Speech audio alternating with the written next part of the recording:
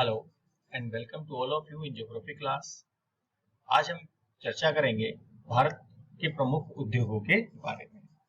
जैसा कि हम सभी जानते हैं कि हम उद्योग किसको कहते हैं। उद्योग मानव के द्वारा की जाने वाली आर्थिक क्रियाओं में द्वितीय क्रियाओं के अंतर्गत सम्मिलित होती है।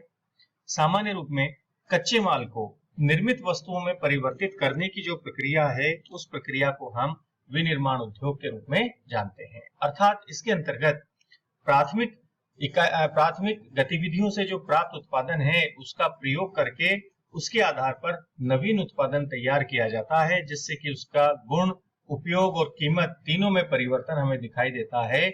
उस प्रकार की इकाइयों को हम उद्योग के नाम से जानते हैं। यद्यपि भारत प्राचीन काल से ही औद्योगिक दृष्टि से समृद्ध रहा है, क्योंकि भारत के अंदर प्राचीन काल में कुटीर उद्योग प्रचुर मात्रा में विकसित थे, लेकिन बीच के कुछ समय में, खासतौर पर मध्यकाल के अंतर्गत, उनका पतन होने लगा धीरे धीरे। और वहीं आधुनिक औद्योगिक विकास, जो कि औद्योगिक क्रांति के बाद से प्रारंभ माना जाता है, उसके अंतर्गत भी उतना अधिक विकास कि वो औद्योगिक विकास की प्रक्रिया भारत में प्रारंभ नहीं हो पाई जितनी की होनी चाहिए थी। हालांकि उस समय पर भी कुछ उद्योगों का विकास होने लगा था ब्रिटिश काल में ही। उनके अंतर्गत यदि हम बात करें तो जो कागज उद्योग का विकास है वो 1812 में प्रारंभ हुआ सेरामपुर में। सूती वस्त्र उद्योग का प्रथम प्रयास 1818 में फोर्ट ग्लास्टर पश्चिम बंगाल में हुआ, हालांकि ये प्रयास असफल रहा। लोहा इस्पात उद्योग की स्थापना का प्रयास भी 1830 में पोर्टो नोवो में किया गया। इसी प्रकार चीनी उद्योग 1840 में बेतिया बिहार में स्थापित किया गया। जूट उद्योग 1854 में रिश्रा पश्चिम बंगाल में स्थापित किया गया। ऊनी वस्त्र उद्योग 1876 में कानपुर उत्तर प्रदेश में स्थापित किया गया। सीमेंट उद्योग का प्रथम प्रयास 1904 में चेन्नई के अंतर्गत किया गया। और रासायनिक उर्वरक उद्योगों का विकास की पहला प्रयास रानीपेट तमिलनाडु के अंतर्गत 1906 में किया गया। इसी प्रकार एल्यूमिनियम उद्योग जो है वो जेके नगर आसनसोल पश्चिम बंगाल के अंतर्गत 1942 में स्थापित किया गया। हालांकि इनमें से ब्रिटिश काल में ही काफी उद्योग प्रारंभ हुए थे। इनमें से कुछ उद्योग असफल भी रहे, लेकिन ये एक प्रकार से भारत के नई औद्योगिक क्रांति की शुरुआत मानी जा सकती है। उद्योगों की दृष्टि से यदि हम बात करते हैं तो अध्ययन की दृष्टि से हम देखते हैं कि उद्योगों का जो वर्गीकरण है वो कई आधारों पर विभिन्न प्रकारों में किया जाता है। सर्वप्रथम हम बात करते हैं वर्गीकरण का एक प्रमुख आधार है, वो है कच्चे माल के आधार पर प्रयुक्त। अर्थात उद्योग के अंदर किस प्रकार के कच्चे माल का इस्तेमाल किया जाता है।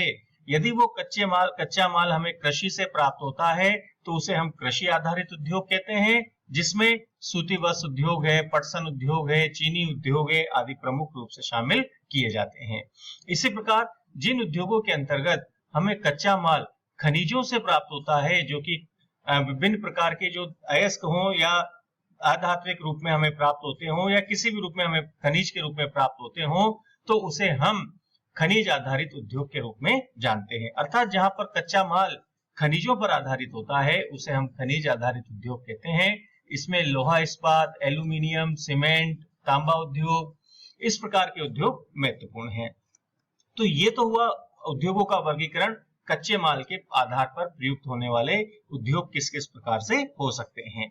इसी प्रकार उत्पादन के आधार पर हम उद्योगों का भी वर्गीकरण करते हैं। इस आधार पर उद्योग दो प्रकार के होते हैं, भारी उद्योग और हल्के उद्योग। भारी उद्योग का तात्पर्य है कि जिनके अंतर्गत जो कच्चा माल प्रयुक्त में लिया जाता है, प्रयुक्त होता है, वो वजन में भी भारी होता है, अर्थात भारी कच्चा माल होता है। वहीं वहां से जो उत्पादन प्राप्त होता है वो उत्पादन भी वजन में भारी होता है, अर्थात एक हैवी जो स्ट्रक्चर है वो हमें वहां पर दिखाई देता है। तो उस प्रकार के उद्योग को हम भारी उद्योग के अंतर्गत रखते हैं और इसमें लोहा इस्पात प्रमुख उदाहरण के रूप में जाना जा सकता है। इसी प्रकार हल्के उद्योगों में जहां पर प्रयुक्त कच्चा माल भार में कम होता है, वहीं उत्पादन भी भार में कम प्राप्त होता है, तो उसे हम हल्के उद्योग के अंतर्गत रखते हैं, जैसे कि इलेक्ट्रॉनिक्स उद्योग। इसी प्रकार श्रमिकों की संख्या के आधार पर भी उद्योगों का वर्गीकरण किया जाता है। इस आधार पर उद्योग दो प्रकार के होते हैं, बड़े पैमाने के उद्योग और हल्के पैमाने के उद्योग।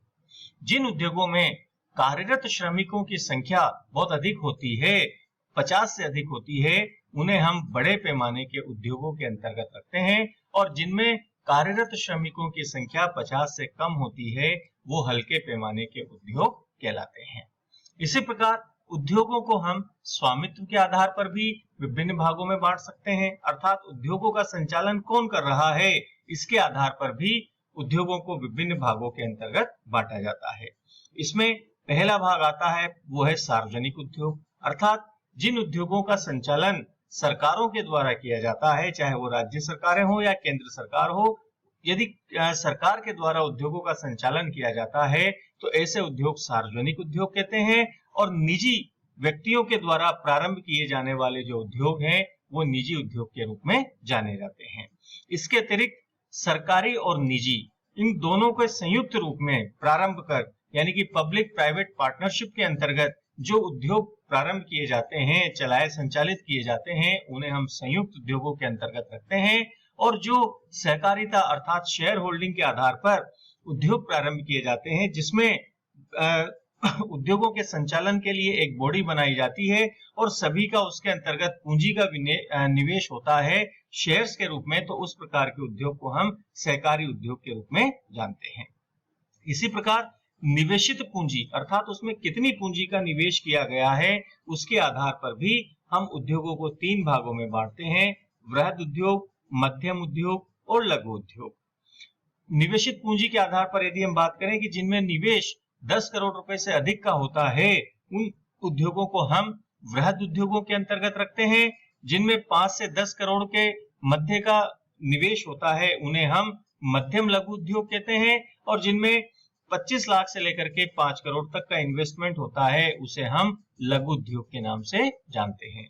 इसके अतिरिक्त निवेशित पूंजी के आधार पर ही एक और प्रकार हमें दिखाई देता है, वो है कुटीर उद्योग। कुटीर उद्योग में सामान्यतः पूंजी का निवेश 25 लाख से कम होता है। वहीं इसकी महत्वपूर्ण विशेषता ये होती है कि ये केवल परिवार के सदस्यों के द्वारा ही चलाया जाता है। इसमें कोई भी पेड लेबर काम नहीं करती है, उस उद्योग को ही हम कुटीर उद्योग कहते हैं। तो इस आधार पर हमने ये जाना कि उद्योगों का विभिन्न पैरामीटर्स के आधार पर अलग अलग भागों के अंतर्गत बांटा जा सकता है। वर्तमान में एक और प्रकार के उद्योग प्रमुख हो गए हैं, वो कहलाते हैं विचलन उद्योग अर्थात फुटलूज इंडस्ट्री। ये जो उद्योग हैं ये कहीं पर भी स्थापित हो सकते हैं, जहां पर इन्हें लाभ अधिक प्राप्त होता है ये उद्योग वहां पर स्थापित हो सकते हैं। अर्थात इनके स्थापना के पीछे कोई निश्चित कारक प्रमुख भूमिका नहीं निभाते हैं। यहाँ प्रमुख भूमिका होती है वो है अधिकतम लाभ। तो जहां पर भी अधिकतम लाभ होता है ये उद्योग वहां पर स्थापित किए जा सकते हैं, और इनके अंदर मूवमेंट बड़ा फास्ट होता है, क्योंकि इनके अंतर्गत कोई बहुत बड़ा सेटअप नहीं चाहिए होता है। तो जैसे कि इलेक्ट्रॉनिक्स उद्योग है या सॉफ्टवेयर इंडस्ट्री है, ये एक साधारण सेटअप के अंदर ही प्रारंभ किए जा सकते हैं और ये बड़ी आसानी से एक स्थान से दूसरे स्थान पर मूव भी कर जाते हैं। तो ऐसे उद्योगों को हम फुटलूज इंडस्ट्री के अंतर्गत रखते हैं। तो इस प्रकार हमने ये जाना कि उद्योगों को विभिन्न आधारों पर, चाहे वो कच्चे माल के आधार पर हो, उत्पादन के आधार पर, श्रमिकों की संख्या के आधार पर, स्वामित्व के आधार पर या निवेशित पूंजी के आधार पर, इस प्रकार से विभिन्न आधारों पर हमने उद्योगों का अलग अलग भागों के अंतर्गत वर्गीकरण किया है। अब बात हम करते हैं कि उद्योगों की स्थापना को प्रभावित करने वाले कारक कौन कौन से हो सकते हैं। जैसा कि हम ये बात सामान्य रूप में जानते हैं कि प्रत्येक उद्योग को या उद्योगों को प्रत्येक स्थान पर स्थापित नहीं किया जा सकता। अर्थात उद्योग कोई ना कोई ऐसी आवश्यक उपलब्धता के लिए सुविधाओं की मांग करते हैं जहां पर उनके आधार पर ही ये उपलब्ध हो पाते हैं। तो इसलिए हमें इन उद्योगों की स्थापना को प्रभावित करने वाले कारकों की भी जानकारी होनी चाहिए। यहाँ पर यह बात हो सकती है कि किसी उद्योग में कौन से कारक ज्यादा प्रभावी है, तो किसी दूसरे उद्योग में कोई और कारक ज्यादा प्रभावी हो जाता है। ये परिवर्तन हो सकता है, लेकिन सामान्य रूप में यदि हम बात करें तो हमें उद्योगों की स्थापना के अंतर्गत ये 10 कारक प्रमुख भूमिका निभाते हुए दिखलाई देते हैं। इनमें सर्वप्रथम आता है वो है कच्चे माल की उपलब्धता।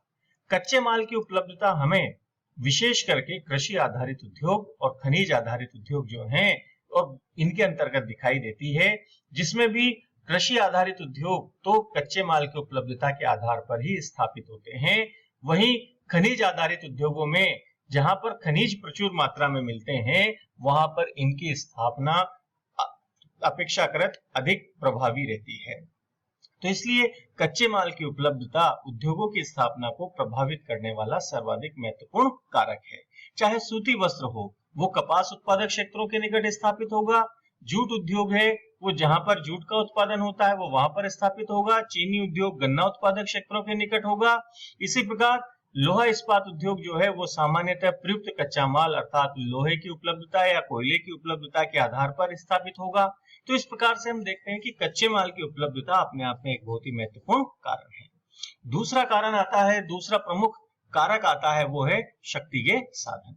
जैसा कि हम सभी जानते हैं कि आधुनिक जो उद्योग हैं इनके संचालन के लिए हमें बिजली के रूप में शक्ति की आवश्यकता पड़ती है, और जिन क्षेत्रों में सस्ती और प्रचुर बिजली उपलब्ध होती है वो औद्योगिक विकास के लिए आकर्षण के केंद्र बन जाते हैं।